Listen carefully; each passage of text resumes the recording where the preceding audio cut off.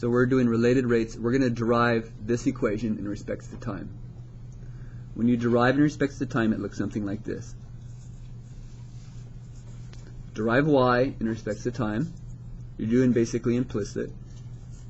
And you're also deriving the equation in respect to time. So again, you're deriving both sides in respect to time. When you do that, this simply becomes dy dt. When you derive this in respect to time, well, the 2 kind of comes out. Or you can distribute the 2, however you want to see it. I'm actually going to distribute the 2. This ends up becoming 4x, right? Distribute the 2 times, this 2x times 2 is 4x. And you understand that becomes dx dt minus 3, because this becomes a negative, minus 6, because 2 times negative 3 is negative 6, and negative 6x derived is negative 6, dx dt. Okay, now if I simplify this, I simply have dy dt equals 4x minus 6 dx dt. Now, why do I have dx dt here? GCF, except I put it in the back instead of the front. Do you understand they both have a dx dt? So I could just put it once. Now, what you're going to have to do is, technically this brown row right here, you're never going to show that. It's a waste of your time. If you do dx dt, this whole thing, and it's all x's, don't worry about putting dx dt every single time. Just do it once at the end. It's a lot quicker. If you want to, again, you can do the dx dt each time you derive x, but it's always going to have a GCF in the end that just pops it out to the edge. And we normally put it at the end, not the beginning. You can do either. Okay, this is my formula. I now plug in according to what they give me. I want to find dy dt, so I want to find this when x is 3. So if you use this equation, dy dt equals 4 times, what's x? 3 minus 6, and all of that times, what's dx dt? 2. Now, it's kind of important you put it in parentheses, isn't it? Because if you just put dx dt at the end, aren't you only going to multiply the 6 by dx dt? You just got to be careful. Looks like 12 minus 6, so that looks like 6. 6 times 2 is 12.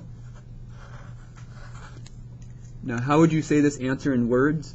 This is saying, for this equation, y is changing at a rate of 12 units per whatever time you're dealing with when x is 3, if x is changing at 2 units per whatever time. So if we're given this change of x and given this x value, this is the change of y given this equation to begin with. Okay, here we want dx dt. We're given dy dt, so go to here, dy dt is 5. X is 1, and we want dx dt. Hopefully you see the difference. We plug in the values that we want. So we plug in what we have, and this is what we want to find out. So that becomes 4. 4 minus 6 is negative 2. So how do you get rid of the negative 2? You divide both sides by negative 2. So it looks like dx dt is equal to negative 5 over 2. Again, what this one's saying is x is changing at negative 5 over 2 if the y is changing at this rate and x is 1. These have applicable situations which you'll see over time. Okay. Number 8. We want dy dt given this information. So we derive this.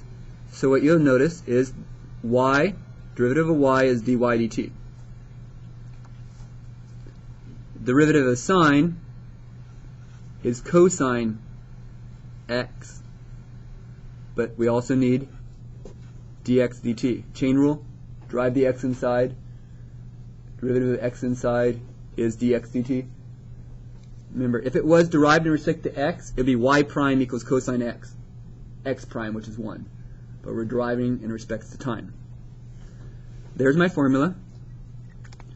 So all we're going to do is look at our information. We want this. So we want dy dt. So looking at the formula, we put cosine x. X looks like it's pi over 4. Dx dt looks like it's 2. These are actually really simple problems once you get the hang of it. Okay.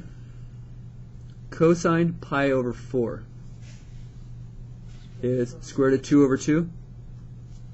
So it looks like dy dt is equal to, the square root of 2 over 2 times 2, because this is square root of 2 over 2.